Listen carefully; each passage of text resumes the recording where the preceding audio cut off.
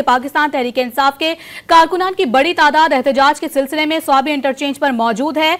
मुख्तलिफ इलाकों से काफिले अभी भी पहुंच रहे हैं। वज़ीर आला गंडापुर भी काफिले के हमरा स्वाबी इंटरचेंज के लिए रवां दवा हैं। शेलिंग के धुएं से बचने के लिए बड़े पंखे भी मौजूद हैं। कारकुनान ढोल की थाप पर रक्स में मसरूफ हैं। मजीद जानते हैं डॉन न्यूज के नुमाइंदे आरिफ हयात से जो स्वाबी इंटरचेंज पर मौजूद हैं। आरिफ, बताइए क्या सूरत हाल है स्वाबी इंटरचेंज पर? जी बिल्कुल, पाकिस्तान तहरीक इंसाफ के वर्कर्स जो हैं तो वो इस्लामाबाद मार्च के लिए पहले यहाँ पर स्वाबी के मुकाम पर इकट्ठे हो रहे हैं। मोटरवे स्वाबी इंटरचेंज हैं तो उससे थोड़े से फासले पर ये बेस कैंप इनके लिए यहाँ पर बनाया गया है। जो मलाकन डिवीज़न के काफिले हैं चतराल और दीर, वो उनके वर्कर्स और काफिले यहाँ पर पहुँच चुके हैं।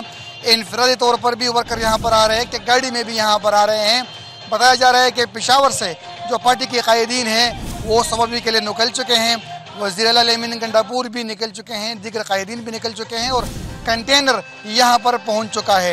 ये तमाम कायदीन यहाँ पर पहुँचेंगे, कंटेनर में सवार होंगे और इस्लामाबाद की तरफ मार्च करेंगे। तो शेलिंग के धुएं से बचाव के लिए बड़े साइज़ के पंखे जो हैं वो भी कंटेनर के साथ हैं, वो भी यहाँ पर पहुँच चुके हैं। अगर शेलिंग की गई और धुआं इनकी तरफ था, कंटेनर की तरफ था, तो कंटेनर से वो धुआं हटाने के लिए वो पंखे फिर इस्तेमाल किए जाएंगे।